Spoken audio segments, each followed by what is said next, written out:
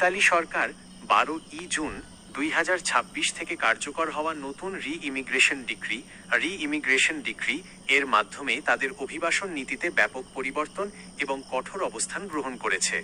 এই নতুন ডিক্রির ফলে 12 জুনের পর যারা ইতালিতে আসবেন বা রাজনৈতিক আশ্রয়ের চেষ্টা করবেন তাদের বড় ধরনের আইনি কড়াকড়ির মুখোমুখি হতে হবে। 12 জুনের পর কার্যকর হওয়া নতুন নিয়মগুলোর মূল বিষয় নিচে তুলে ধরা হলো। 1. অবৈধ প্রবেশ ও বর্ডার ক্যাম্প ডিটেনশন সেন্টার।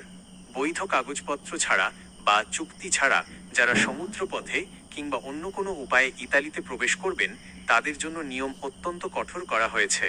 12 সপ্তাহের আটকাদেশ, বৈধ আইনি স্ট্যাটাস বা কাগজপত্র ছাড়া ইতালিতে প্রবেশ করলে সরাসরি বিশেষ ডিটেনশন সেন্টার বা সীমান্ত ক্যাম্পে রাখা হতে পারে। দ্রুত মূল্যায়ন। এই সর্বোচ্চ 12 সপ্তাহের মধ্যে অভিবাসীদের পরিচয় নিশ্চিত করা হবে, ফিঙ্গারপ্রিন্ট নেওয়া হবে এবং তাদের আশ্রয়ের আবেদন মূল্যায়ন করা হবে। আবেদন বাতিল হলে সাথে সাথে ডিপোর্টেশন, দেশ থেকে বের করে দেওয়া প্রক্রিয়া শুরু হবে। 2. আশ্রয় প্রার্থী, অ্যাসাইলিম সিকার্স ও ডাবলিন প্রক্রিয়ায় কড়াকড়ি। ইউরোপের অন্য কোনো দেশে প্রথম ফিঙ্গারপ্রিন্ট দিয়ে যারা ইতালিতে এসে নতুন করে রাজনৈতিক আশ্রয়, অ্যাসাইলাম বা ডাবলিন কেস ফাইল করতে চান তাদের জন্য সময় সীমিত করা হয়েছে। ডাবলিন কেস দ্রুত নিষ্পত্তি। নতুন ডিক্রি অনুযায়ী ইতালি এখন ডাবলিন মামলাগুলো খুব দ্রুত নিষ্পত্তি করবে।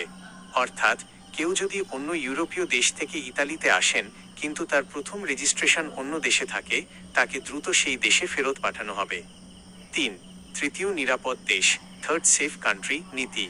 যদি কোনো আশ্রয় প্রার্থী এমন একটি দেশ হয়ে ইতালিতে প্রবেশ করেন যাকে আন্তর্জাতিকভাবে নিরাপদ হিসেবে বিবেচনা করা হয় তাহলে ইতালি সরকার তার আশ্রয় আবেদন সরাসরি বাতিল করে সেই ট্রানজিট দেশেই ফেরত পাঠানোর সিদ্ধান্ত নিয়েছে।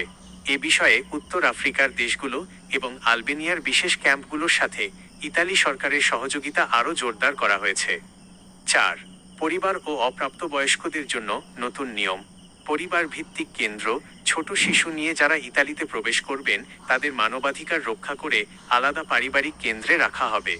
বয়স ও নিরাপত্তা পরীক্ষা।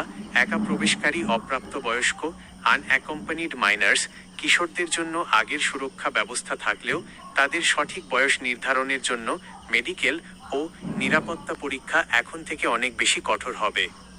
যারা বৈধ কাজের ভিসা, ডিক্রেটো ফ্লুসি নিয়ে আসছেন, 12 জুনের পর যারা স্পন্সর বা কাজের ভিসা নিয়ে ইতালিতে প্রবেশ করছেন বা করবেন তাদের ক্ষেত্রে পূর্বের নিয়মগুলো আরও নিখুঁতভাবে চেক করা হচ্ছে। 8 দিনের মধ্যে চুক্তি। এসইউআই ইতালিতে নামার 8 কার্যদিবসের মধ্যে স্পোর্টেলো ইউনিকো পার ল ইমিগ্রেজিওনে এসইউআই অফিসে গিয়ে মালিকের সাথে মূল কাজের চুক্তি স্বাক্ষর করতে হবে। মালিকের ট্যাক্স ফাইল ডিইউআরসি যাচাই।